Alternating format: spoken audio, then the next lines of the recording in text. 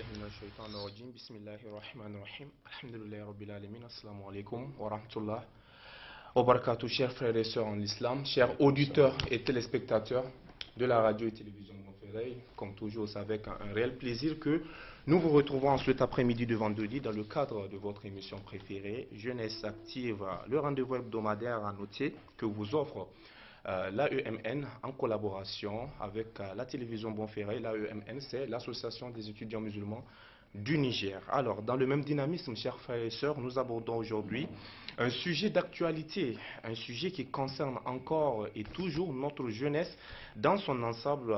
C'est le concept du système éducatif au Niger. Le concept du système éducatif au Niger. Alors, pour débattre de ce sujet, je reçois aujourd'hui un invité spécial. Il s'appelle Monsieur Saleh Mezoumbo. Monsieur Saleh Mezoumbo, vous êtes le proviseur du CSP Amin. Assalamu alaikum. Alors, merci d'avoir accepté notre invitation. Avec vous, je l'ai annoncé tantôt, sans plus tarder, nous allons parcourir ce sujet, nous allons donner un sens à ce sujet. Je rappelle que c'est le concept du système éducatif au Niger. D'abord, notre première question, c'est selon vous, monsieur Saleh, quelle définition donneriez-vous à ce concept du système éducatif privé? أعوذ بالله من الشيطان الرجيم بسم الله الرحمن الرحيم الحمد لله رب العالمين ثم الصلاة والسلام على رسول الله أما بعد السلام عليكم ورحمة الله وبركاته. وعليكم السلام. Je commence d'abord à remercier Allah subhanahu wa ta'ala qui nous a permis de venir ici. Prier aussi sur notre guide, notre enseignant, notre modèle, le prophète Muhammad sallallahu alayhi wa sallam. Et puis aussi remercier la radio et télévision Bonferré qui ne ménage aucun effort dans la sensibilisation de la masse en ce qui concerne l'éducation, la santé, etc. etc. Et aussi, je vous remercie de m'avoir invité pour donner ce que nous connaissons un peu de l'école privée du Niger. D'accord. Donc, peut-être, pourquoi, selon vous, pourquoi l'école privée? Parce que c'est le sujet du thème. Pourquoi l'école privée au lieu de l'école publique? Quelle est la différence selon vous? Bon, donc la première question, je crois qu'il s'agit de définir l'école privée. Bon, s'il faut définir l'école privée, moi je crois que c'est l'éducation qu'il faut définir. Et nous savons que l'éducation c'est un ensemble. Donc, c'est un système dans lequel nous avons le donner et le recevoir, où nous avons l'enseignant, l'apprenant, le formateur, etc. etc. Maintenant, l'école privée, dans notre État, nous avons l'école publique et l'école privée. Voilà. Donc, l'école privée, comme on a dit, c'est une école privée, c'est une école dans laquelle vous inscrivez votre enfant moyennant effectivement les frais de scolarité, contrairement à l'école publique où c'est l'État qui prend tout en charge. Voilà. Maintenant, votre deuxième question, pourquoi le système éducatif privé? Bon, le système éducatif privé, en fait, c'est pour renforcer l'État dans sa politique éducative. Maintenant, nous avons une pyramide démographique qui est très très importante. Donc, parfois, l'État fait de son mieux, mais ce n'est pas facile voilà, donc de satisfaire tout le monde. Donc, ce qui a fait que l'État maintenant a donné une partie donc, de ce travail au privé. Et voilà. Maintenant, comme j'ai dit, la différence entre l'école publique et privée, dans tous les cas, c'est le même programme et c'est l'État qui contrôle tout. Et c'est l'État aussi qui donne à un fondateur l'autorisation d'exercer. Voilà, ce qui fait que... voilà. Et comment voyez-vous actuellement l'école privée au Niger, selon vous, votre point de vue par rapport à son fonctionnement? Bon, l'école privée, franchement, elle est en expansion. Donc, excusez-moi du terme, parce que si vous comparez 30 ans ou bien 40 ans passés, c'était en tout cas les écoles privées étaient comptables au bout du doigt. Mais maintenant, donc, nous assistons à une floraison des écoles privées. Si vous me permettez, je vais faire une petite comparaison en ce qui concerne le secondaire, que je maîtrise beaucoup, parce que je suis de secondaire. Et dans ma commune, donc Niamey 5, donc nous avons 29 établissements privés secondaires et 9 établissements publics. À Niamey aussi, donc si vous prenez la région de Niamey, il y a presque 400 établissements secondaires. et dans les 400, les 300 sont privés. Donc nous pouvons dire que vraiment, en tout cas, il y a vraiment une certaine floraison des écoles privées. Voilà. Et selon vous, pouvez-vous nous éclairer peut-être un peu sur le contrôle de l'État sur l'école privée au Niger? Le contrôle de l'État, d'abord, avant de créer une école privée, c'est pas que, bon, un jour l'individu se réveille, que ce soit un homme ou une femme, donc je vais créer une école. Non, il y a des conditions. Les conditions, d'abord, il y a une direction d'abord qui s'occupe spécialement de ça au ministère, la direction de l'enseignement privé. Maintenant, selon le texte, il y a un dossier pour la création et aussi un dossier pour l'ouverture. Il y a des conditions, il y a beaucoup de pièces, etc., etc. Des enseignants qu'il faut présenter, le dossier des enseignants, des contrats qu'il faut signer, etc., etc. Maintenant, si le dossier est bon, l'État approuve et il vous donne l'autorisation d'exercer. Évidemment, moyennant une caution qu'il converse au trésor. Voilà. Et vous avez parlé de contrat, quel genre de contrat? Et le contrat, ça c'est allé un peu. Dans tous les cas, l'école c'est une entreprise, hein, même si en tout cas elle n'a pas un caractère lucratif, c'est une entreprise. Maintenant, il faut avoir des salariés et des salariés aussi dont l'école est obligée de sécuriser. Donc, ce qui fait que vous êtes obligé de faire des contrats avec des enseignants, des contrats à l'ANP évidemment qui est signé par l'inspecteur de travail. Maintenant, avec ces contrats-là, le contrat peut être à durée déterminée, le CDD ou bien à durée indéterminée. Voilà, donc c'est avec ces contrats. Par exemple, pour le secondaire minimum, il faut avoir 4 permanents avant d'avoir l'autorisation d'exercer. Oui, 4 permanents. Voilà. Maintenant, les autres, vous pouvez compléter par les vacataires. Voilà. Mais les 4, l'État contrôle, il faut que vous avez évidemment 4 permanents qui ont le contrat de travail aussi, qui sont immatriculés à la Caisse nationale de sécurité sociale. Pourquoi on les immatricule? Parce que c'est une carrière, donc même c'est une carrière, ils ont des prestations, etc. etc. Et s'ils se trouvent encore qu'ils vont continuer dans le privé jusqu'à la retraite, ils ont leur pension. Et en matière d'exploitation, je ne sais pas, deux fois il y a certaines personnes qui jugent les écoles privées et les publics. Selon vous, en matière d'encadrement, en matière d'enseignement, qu'est-ce que vous pouvez dire en comparant les deux, et l'école privée et l'école publique? Bon, on dit comparaison n'est pas raison. Hein? Bon, on peut comparer, mais quand même maintenant, donc on a remarqué que franchement, les gens, ils ont plus confiance aux écoles privées, mais ce n'est pas une raison. Comme j'ai dit, même au public, on travaille. Voilà, donc voilà, c'est peut-être quelque chose qu'on a à l'esprit, c'est tout. Hein. Mais sinon, en réalité, on fait le même programme, on fait le même enseignement. C'est l'État qui propose un programme. Donc, par exemple, comme je vous ai dit, l'école, elle est privée, mais l'éducation n'est pas privée. Voilà. C'est l'État à travers les objectifs, par exemple ici au Niger, à travers la Lausanne. Voilà le type de citoyen que l'État veut à la fin de ce cycle-là. Donc, et toutes les écoles sont obligées de converger vers cet objectif-là. Et restons toujours dans le contexte de l'encadrement. Aujourd'hui, comment voyez-vous peut-être le niveau des élèves en se basant toujours sur l'école privée? Est-ce que les élèves arrivent à se débrouiller en se basant sur l'école privée? Oui, bon, si vous dites niveau, hein, est-ce qu'il y a une qualité d'enseignement professionnel au fait? Écoutez, d'accord, je gère une école privée, je ne peux pas vous dire qu'il n'y a pas de qualité. Voilà, si peut-être il y a une personne tierce, donc là, qui représente le public, il peut se prononcer, on va faire le débat, mais c'est pour vous dire qu'il y a la qualité au niveau du public et au niveau du privé. Voilà. Mais nous avons vu aussi les résultats des examens qui ont été catastrophiques. Par exemple, le bac, le BEPC, je ne sais pas. Est-ce que vous pouvez évoquer ce sens et se baser sur la qualité Oui, en de fait, l'enseignement? bon, si vous comparez les résultats, effectivement, vous allez remarquer que les résultats au privé, donc, ils sont supérieurs aux résultats, ou bien ils sont meilleurs donc, aux résultats dans les écoles publiques. Mais ceci s'explique que nous sommes nous sommes des commerçants. Donc le promoteur, il fait tout, etc., etc., avec les cours, les répétitions, etc., etc., pour avoir un bon résultat. Parce que maintenant, c'est le résultat qui fait attirer le parent. Voilà, c'est le résultat qui fait attirer les parents. Voilà les raisons. Hein. Sinon, c'est le même programme. Hein. D'ailleurs, les mêmes enseignants, nous, au privé, d'ailleurs, les meilleurs enseignants que nous avons, ils viennent du public, c'est l'État qui les a formés. Voilà. Seulement, comme j'ai dit, bon, au privé, la particularité, c'est qu'à tout moment, on fait venir les élèves, etc., etc. Et parce qu'il y a un souci qui est là, il faut avoir le résultat. Et Donc les parents sont attirés par le résultat. vous Voilà. qui gérez les écoles privées, vous préférez toujours à ce que vous recrutez des enseignants qui viennent toujours du public ou bien... Non, pas préféré.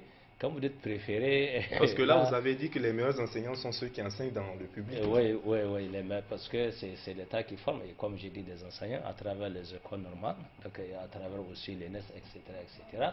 Il serait difficile de trouver en tout cas une école privée qui forme ces enseignants, c'est difficile, c'est l'État qui forme, nous on consomme. Voilà. Et Voilà. aussi, si on se base sur ce contexte toujours, on voit des fois peut-être les enseignants, ils disent qu'il n'y a pas, ils ne sont pas payés à temps dans les écoles privées. Qu'est-ce qui fait cela? Est-ce que c'est parce que vous n'avez pas deux fois des revenus ou bien... Bon, si on dit que les enseignants ne sont pas privés, c'est relatif, hein. Voilà, nous sommes tous des êtres humains. Il y a des écoles qui payent très bien.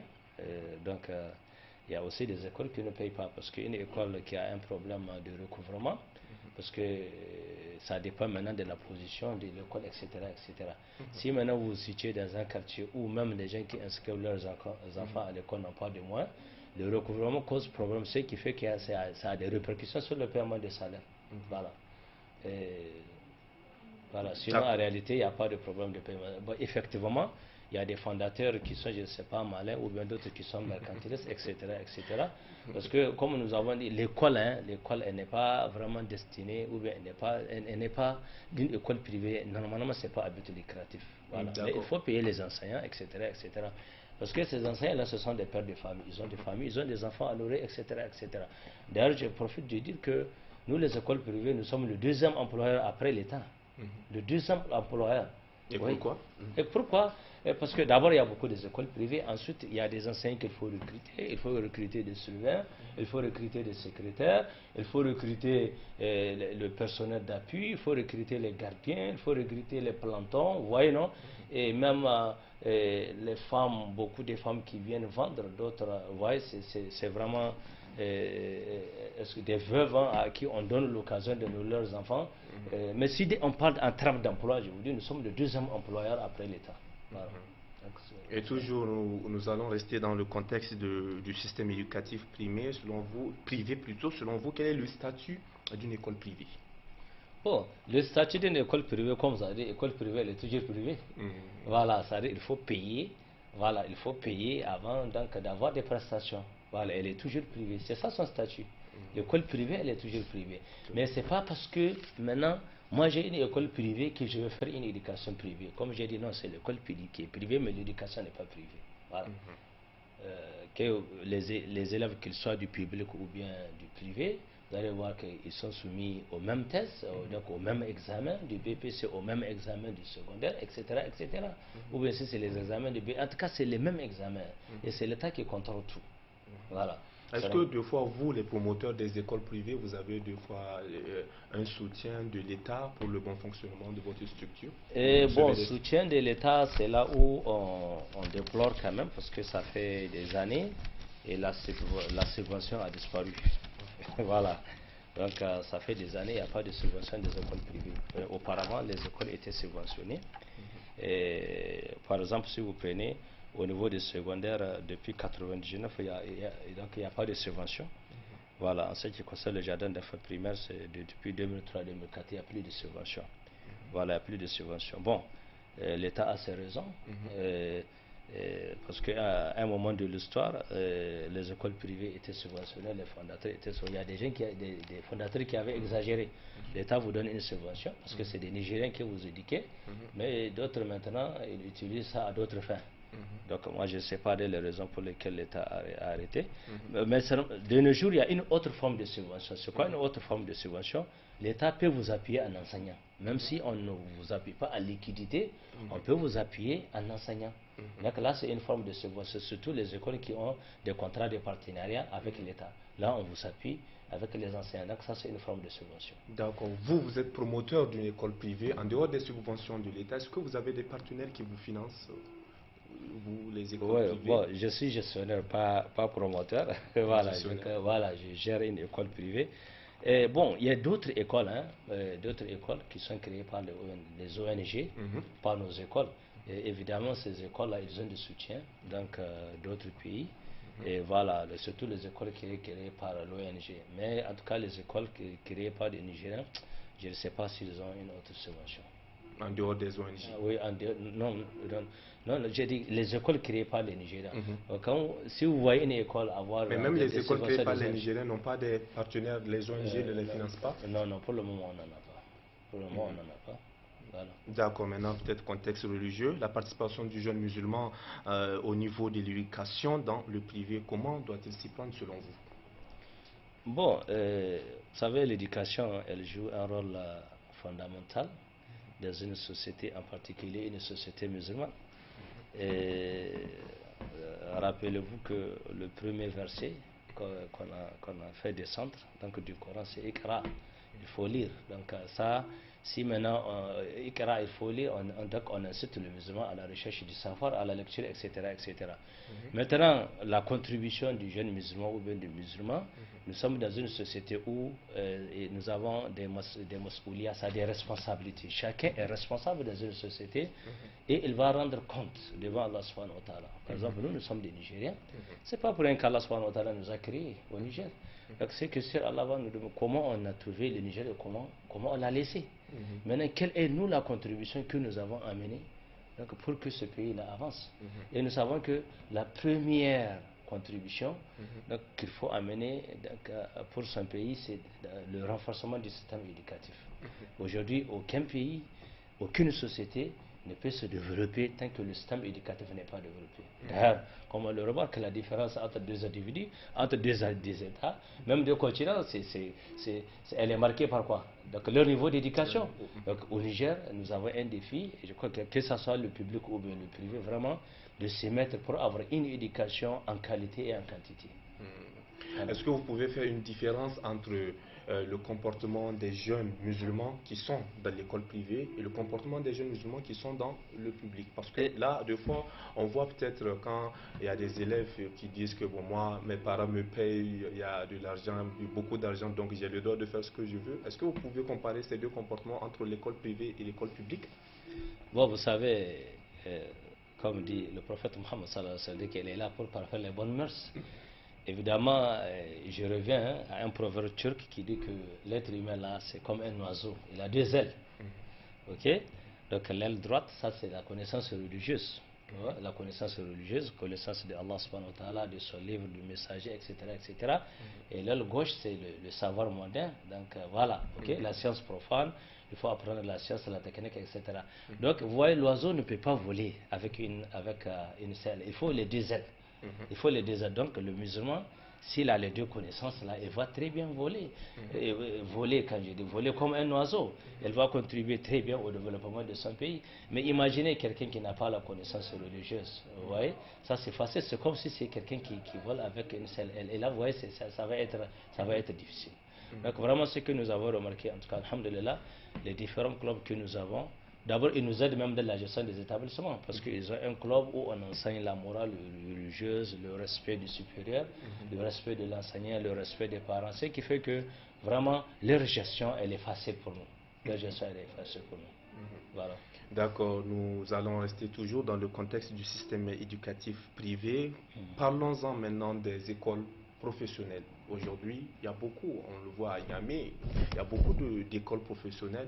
Alors qu'est-ce qui fait cela? Est-ce que c'est parce que les promoteurs ont vu qu'il n'y a pas assez d'écoles, ou bien est-ce que aussi on va se pencher côté diplôme? Est-ce que les diplômes aujourd'hui des écoles professionnelles sont très efficaces?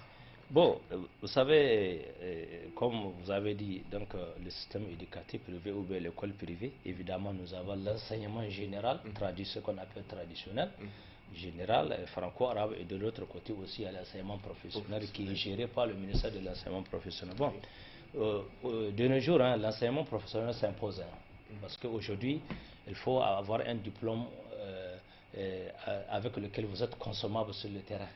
Voilà, ça veut dire directement, donc là vous pouvez travailler, par exemple, quelqu'un qui a un BTS, etc., etc. Parce qu'aujourd'hui, vraiment, c'est pratique, c'est vraiment un monde qui est pratique. Voilà, donc c'est pour ça, vous voyez, il y a cette floraison des écoles professionnelles. Voilà, donc maintenant c'est le professionnalisme, etc., etc. Voilà, l'enseignement général, vous voyez, aujourd'hui, de nos jours, en tout cas, je ne dis pas que c'est démodé, mais quand même, la tendance aujourd'hui, c'est vraiment vers l'enseignement professionnel. Après le bac, d'autres même après le BPC, ils s'orientent vers l'enseignement professionnel. Ou bien, ceux qui n'ont pas les moyens de continuer par faire de longues études, là, ils préfèrent faire l'école professionnelle. Et en parlant de ceux qui n'ont pas le moyen, de fois certaines personnes se réfugient dans les universités publiques où on constate qu'il y a des fois un certain retard. Qu'est-ce qui fait ce retard-là aujourd'hui dans les écoles et les universités publiques Bon, comparé aux écoles professionnelles? en fait, moi n'étant pas spécialiste des universités, mais comme j'ai été étudiant, bon, peut-être en tant que citoyen, moi je vais demander, je vais donner mon avis et en ce qui concerne le retard. En tout cas, ce que nous avons remarqué ces dernières années, l'État est en train de se faire de son mieux et même les universités sont en train de faire de leur mieux pour corriger ce retard-là. Parce qu'effectivement, il y a des retards. Parfois, vous allez voir 3 promotions ou 2 promotions dans une même année. Là, c'est pas bon. Quand même, c'est pas bon pour le pays, c'est pas bon pour notre image. Le Niger, c'est même pas bon pour l'image des différentes universités. Mais je crois qu'ils sont en train de corriger ça. Voilà. D'accord. Est-ce que vous avez des conseils à donner à l'endroit de notre jeunesse nigérienne? Appel et conseils? Bon, le conseil que je peux donner en islam, le meilleur d'entre nous, c'est celui qui est plus utile aux autres. Voilà le conseil, c'est celui qui est plus utile aux autres. Voilà. Ici, ce que je veux dire, il faut être tout pour être utile dans sa société. D'abord, utile pour soi-même. Parce que si vous étudiez, vous avez votre diplôme, vous allez être utile pour vous-même, vous allez faire un travail. Donc, voilà, donc vous ne serez pas sous la dépendance. Okay, vous serez indépendant, donc vous avez votre travail. Deux, vous allez être utile à vos parents, parce que vos parents qui vous ont éduqués, vous allez être utile à vos parents, en aidant vos parents dans votre salaire, etc., etc. Vous allez être utile à votre religion. Parce qu'aujourd'hui, si vous n'étudiez pas, il y a, dans tous les cas, quel qu'en soit le secteur aujourd'hui d'activité, même si c'est le commerce, il faut étudier. Il faut avoir l'instruction. Maintenant, si vous êtes vous n'êtes pas instruit, vous ne pouvez pas aider votre religion. Ce n'est pas possible. Mais si vous êtes instruit aujourd'hui, vous faites des business, ou bien vous êtes un fonctionnaire, avec votre salaire, vous pouvez économiser pour parfaire votre religion. Parce qu'il y a des cultes qu'on ne peut pas faire sans moyens. Par exemple, la prière, il n'y a pas de problème, on peut prier à tout moment. Vous avez compris, quand on dit jeûner, il n'y a pas de problème. Mais maintenant, pour aller au pèlerinage, il faut avoir des moyens. Maintenant, pour avoir des moyens, il faut faire un travail rémunéré à travers lequel vous allez économiser pour partir au Hajj. Ensuite, être utile aussi à son pays. Parce que quelqu'un qui est là et n'est pas instruit, comment il peut contribuer au développement de son pays? Aujourd'hui, le Niger, on a besoin des cadres au Niger. On a besoin des cadres. Aujourd'hui, la situation de notre pays interpelle tout le monde et c'est tout le monde qui doit amener sa pierre dans la construction de l'édifice, c'est-à-dire dans la construction d'un pays. Donc la jeunesse musulmane en particulier, c'est une responsabilité. C'est une responsabilité. Nous devrons tous travailler. Nous devrons tous travailler parce que seul le travail libère. D'abord, nous devrons étudier. Comme je dis toujours à mes élèves, le musulman, c'est quelqu'un qui est premier à la mosquée si c'est un élève et aussi premier en classe. Si vous êtes travailleur musulman, vous êtes premier à votre lieu de travail, ensuite premier à la mosquée. C'est ça. Voilà. L'islam ne conçoit pas l'échec. Dieu ne nous a pas créés pour échouer. Dieu il a tout fait. Il nous a créés, il nous a donné une mémoire, il nous a donné une conscience, il nous a donné tout. Il a envoyé un messager qui nous a éclairé sur beaucoup de choses. Donc moi je crois que maintenant la balle est de notre camp. Dieu a tout fait pour nous. Maintenant c'est à nous de faire un effort, c'est à nous donc d'exploiter ce qu'Allah subhanahu wa ta'ala a donné. Rappelez-vous dans le Coran, Allah subhanahu wa ta'ala dit qu'il ne change jamais l'état d'un peuple, tant que ce peuple ne se décide pas de changer lui-même. Il faut qu'on change. On change notre comportement, on change notre manière de faire positivement également, pour que vous allez voir que la situation va changer positivement. En parlant toujours de conseils, quel conseil vous avez à donner aujourd'hui à nos jeunes diplômés? Parce qu'on le sait, aujourd'hui, il y a des jeunes diplômés qui n'ont toujours pas du boulot, il y a leurs diplômes qui sont là. Alors, deux fois, d'autres perdent espoir. Quel conseil vous avez à donner à ces jeunes? Bon, avant de donner le conseil, moi je pense que le chômage n'est pas musulman. Le chômage n'est pas musulman. En tout cas, moi je suis contre vraiment cette idée, on dit que je suis chômeur. Non, c'est pas parce qu'on a un diplôme, par exemple, je suis ingénieur, forcément que voilà, il me faut trouver ou ONG, etc., etc. Non, pour le moment, fais ce que tu as trouvé, fais ce que tu as dans la main. Le jour où tu trouves ce que tu veux, il n'y a pas de problème. Donc vraiment dire que non, et je vais vous raconter une petite histoire. J'ai étudié au Nigeria, donc j'ai fait au Bafomé à l'Université of Ife. Maintenant, et non loin de mon université, j'ai un grand frère qui est là-bas dans une bourse de Ibadan. J'étais parti là-bas pour faire du gari là. Voilà. Maintenant j'ai trouvé quelqu'un, il travaille dans les champs pour avoir de l'argent. C'est quelqu'un, il a son bac au Nigeria. Il est venu chercher de l'argent pour partir financer ses études universitaires. Maintenant, au Niger, tu vas voir quelqu'un, moi je suis chômeur, etc., etc. Non. Moi je crois que non. Et le chômage, comme j'ai dit, c'est pas musulman. Là, si vous êtes chômeur avec un diplôme, c'est là vrai que vous avez un complexe de supériorité. Et là, le musulman ne doit pas avoir un complexe de supériorité. Aujourd'hui, alhamdulillah, si vous partez à l'université, c'est un plaisir. Tu vas voir des étudiants qui font cirage, des étudiants coiffeurs. Maintenant, imagine quelqu'un qui a des parents à Difa ou bien à Maradi, il va venir ici, bon, peut-être, il va compter sur son oncle qui est peut-être ancien comme moi, celui qui va, non seulement, même son oncle, a des problèmes, maintenant encore, il va venir voir une charge pour son oncle. Mais tu vas voir maintenant des étudiants travailler. Ouais, beaucoup des étudiants qui ont des boutiques, qui ont les haricodromes, etc., etc. Vraiment, ça, ce sont des initiatives à encourager. Mais coûte que coûte, ça, je crois que c'est l'ancien système éducatif. Vous êtes formé à l'école pour être un communant. Vous êtes formé à l'école, c'est pour être instruit. Quel que soit le secteur d'activité que vous allez faire, Inch'Allah, avec l'instruction, vous allez vous en sortir. Il y a beaucoup qui sortent sans niveau dans les écoles, il faut le dire. Qu'est-ce qui fait cela? Parce que des fois, vous l'avez évoqué, cette question, c'est d'être là pour être instruit, mais il y a d'autres aussi qui, vous allez les voir avec leur diplôme, mais en matière d'instruction. Non, non, si vous remarquez un élève ou bien un étudiant est sorti sans niveau, ça c'est vraiment la faute de l'école. Oui, il y a les lycées, comme j'ai dit, les jeunes jouent le mercantilisme. Bon, j'ai amené mon argent, l'élève il a payé son argent et puis c'est fini. Bon, tu vois, qu'il soit régulier ou pas au cours donc mettez l'école s'affiche. Non, c'est parce que le diplôme à part, le niveau à part. On peut avoir le même diplôme, mais on n'a pas le même niveau. Ce qui fait que la régularité, ces aides étudiants ne sont pas réguliers à l'école.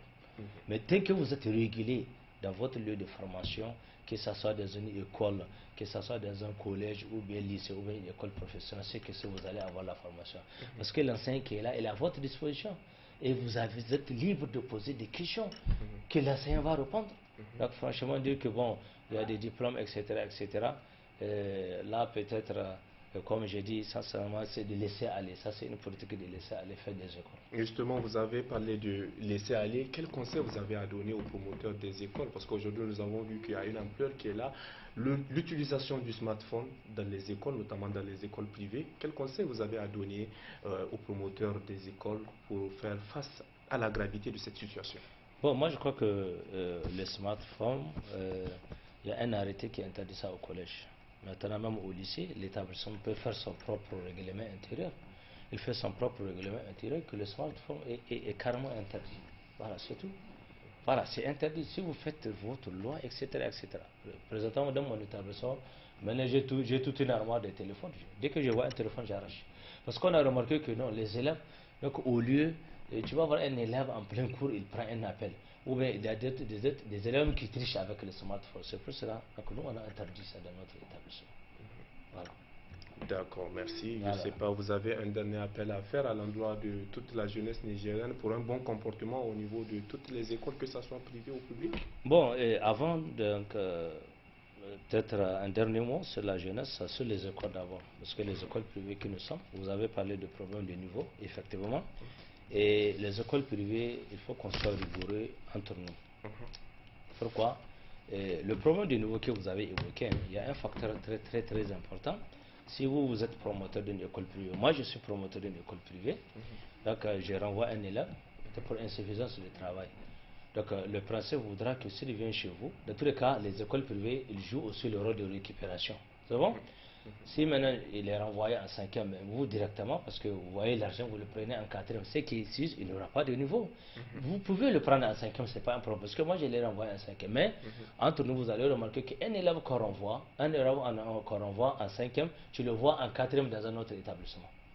Peut-être, parfois un établissement d'une même commune, hein. C'est ce qui fait que maintenant, aujourd'hui, les élèves jouent même avec les fondateurs. Il y a le nomadisme scolaire, tu quittes une école A à une école B, vous voyez.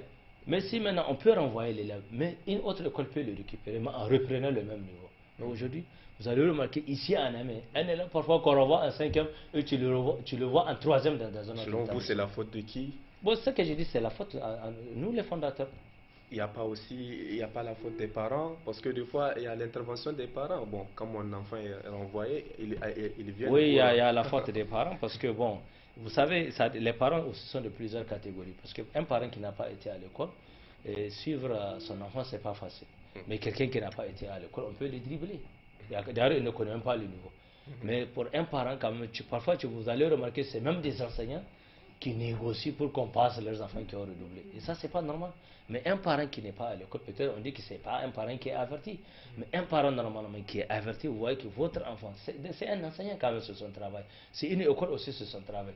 On a jugé que votre enfant doit reprendre la classe et doit reprendre pour son intérêt. Le redoublement, c'est quoi? Aujourd'hui, beaucoup des élèves, non, j'ai vu mon ami, il a passé à la classe supérieure, automatiquement il faut que je passe. C'est pas ça l'objectif. Le redoublement consiste à répéter ce que j'ai pas assimilé. Pour bien assimiler. Comme on dit, il faut reculer pour mieux sauter. Donc voilà. Donc il y a vraiment ça, il y a la responsabilité des écoles. Des parents aussi. Voilà. Maintenant, voilà, et des parents. Maintenant, revenons, le dernier appel à la jeunesse.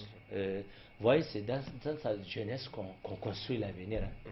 Aujourd'hui, ce qu'un jeune peut faire, moi je ne peux pas le faire. Donc c'est dans sa jeunesse qu'on se réalise. C'est dans sa jeunesse qu'on construit son avenir. C'est dans sa jeunesse aussi qu'on cherche. On peut chercher le paradis à tout moment, mais le jeune, il a la clé du paradis, comme dit le prophète Muhammad, sallallahu alayhi wa sallam. Tout jeune qui consacre sa vie à la religion. Et nous savons que travailler, c'est la religion. Hein. Tout ce que le musulman fait, sauf les péchés, il a des récompenses. Quelqu'un qui prend son sac, il part à l'école pour étudier les mathématiques, pour étudier l'anglais, pour étudier l'arabe, pour avoir son diplôme qui va le servir, qui va servir son parent, qui va servir son pays, il a des récompenses. Tout ce que le musulman fait a des récompenses. Donc les jeunes n'ont qu'à profiter.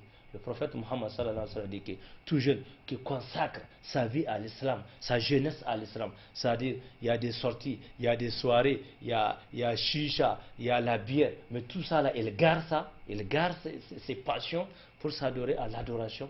Donc il n'a de récompense que le paradis. Donc vraiment, voilà le dernier message. Maintenant, certains élèves disent non, il faut se distraire. Mais moi, je crois qu'il y a plusieurs manières de se distraire. Aujourd'hui, si on a un club de football, le football n'est pas haram, on peut se distraire. On a un club de taekwondo, on peut se distraire. On peut faire un club, etc., etc. Donc il y a plusieurs manières de se distraire. Je ne suis pas obligé de danser, non. Il y a plusieurs manières de se distraire. Et comme j'ai dit, toujours le conseil, le musulman, c'est quelqu'un qui est premier en classe, si c'est un élève, et aussi premier à la mosquée. Si vous êtes travailleur, vous êtes premier à votre lieu de travail et vous êtes aussi premier à la mosquée. D'accord. Vous avez fait un appel à l'endroit d'abord de nous, les jeunes, et à l'endroit des parents d'élèves, à l'endroit aussi des promoteurs des médias. Maintenant, un dernier appel à l'endroit aussi de l'État pour le bon fonctionnement des écoles privées et publiques. Bon, pour le bon fonctionnement des écoles privées et publiques, je le réitère, hein, l'État fait de son mieux. Les conseillers pédagogiques qui passent dans nos établissements, c'est l'État qui les envoie.